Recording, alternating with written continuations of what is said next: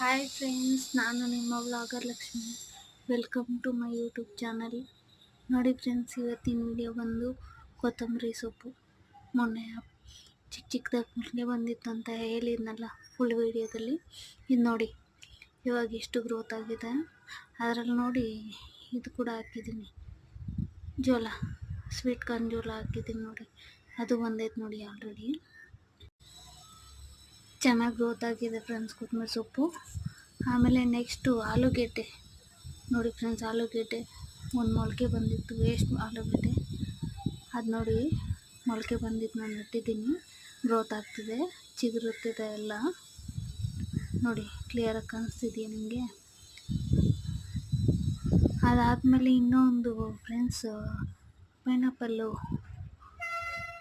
ಮೇಲೆ ಚಿಪ್ಪೆ ಇದು ಬಂದಿದೆಯಲ್ಲ, ಅದನ್ನು ಕಟ್ ಮಾಡಿ ಬಾಟ್ಲಲ್ಲಿ ಹಾಕಿಟ್ಟಿದ್ದೆ.